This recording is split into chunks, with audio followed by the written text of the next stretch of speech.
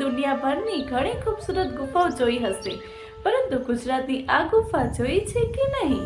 આજે આપણે ભારત દેશના પશ્ચિમ ભાગમાં આવેલા ગુજરાત રાજ્યના સૌરાષ્ટ્ર વિસ્તારમાં આવેલા રાજકોટ જિલ્લાના ગોંડલ તાલુકાના ખંભાલેડા ગામે બૌદ્ધ ગુફાઓ આવેલી છે। આ ગુફાઓ તાલુકા મથક ગોંડલથી આશરે 20 કિલોમીટર જેટલા અંતરે આવેલી છે।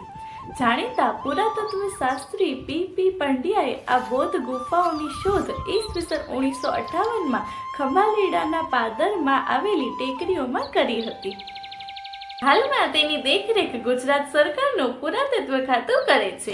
આ ગુફાઓ ચૂનાના ખડકોમાં છે। ઉત્તર પૂર્વમાં ચૂનાના પથ્થરોના ખડકોમાં કંટાયેલ ગુફા નજીક વહેતા ઝરણા, પર્વતમાળા અને લીલુંછમ વાતાવરણ છે। કહેવાય છે કે આનો આધ્યાત્મિક હેતુ સાથેનો સંબંધ પણ રહેલો છે। ખંભાલેડાની ગુફા તેનું બાહ્ય દિવાલો પર શિલ્પાકરણને કારણે આગવું મહત્વ ધરાવે છે।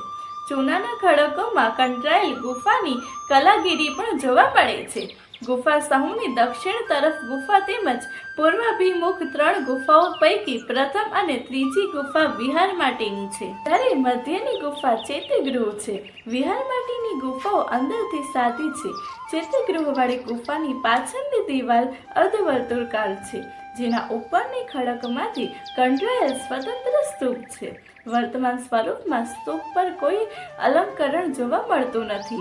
જોકે બૌદ્ધ ધર્મના ધાર્મિક સ્થાપત્યના પ્રકારોમાં સ્તૂપ, ચૈત્યગૃહ, વિહારનો સમાવેશ થાય છે। સ્તૂપમાં મુખ્યત્વે ભગવાન બુદ્ધ તથા બૌદ્ધ ભિક્ષુના શરીર અવશેષો ઉપર અર્ધવર્તુળાકાર રચના કરવામાં આવતી, જ્યારે ચૈત્યગૃહ એ ઉપાસના સ્થળ છે। અહીં 3 ગુફાઓ આવેલી છે, જેમાં મધ્યની ગુફા સ્તૂપ ધરાવે છે, જે ચૈત્ય ગુફા તરીકે ઓળખાય છે। ચૈત્ય ગુફાની બંને બાજુએ બોધિસત્વની મૂર્તિઓ આવેલી છે। ડાબી બાજુની મૂર્તિ કદાચ અશોક વૃક્ષ નીચે 5 શિષ્યો અને એક સ્ત્રી સાથેના પદ્મપાણીની છે। તેની ડાબી બાજુએ વૃક્ષ જેવા વામન હાથમાં છાબડી સાથે ઊભા છે।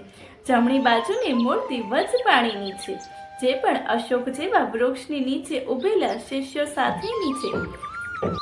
સ્ત્રીની મૂર્તિ જૂનાગઢની ઉપરકોટની ગુફાઓ જેવો પહોળો પટ્ટો ધરાવે છે।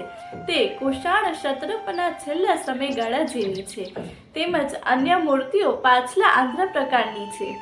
આ ગુફાઓ 4 થી 5મી સદીની મનાય છે। ડાબી બાજુએ એક ઊંડી અને વિશાળ ગુફા આવેલી છે, જેનું પ્રવેશદ્વાર ખુલ્લું છે। તે કદાચ સાધુઓના ધ્યાન માટે વપરાતી હશે। મિત્રો, જો તમને મારો આ વિડીયો પસંદ આવ્યો હોય તો કોમેન્ટ કરવાનું ભૂલશો નહીં, અને આવા જ નવા વિડીયો જોવા માટે મારી ચેનલ નિશી નોલેજ સાથે જોડાયેલા રહો, અને સાથે જ લાઇક, શેર, સબસ્ક્રાઈબ કરવાનું ભૂલશો નહીં। હર હર મહાદેવ।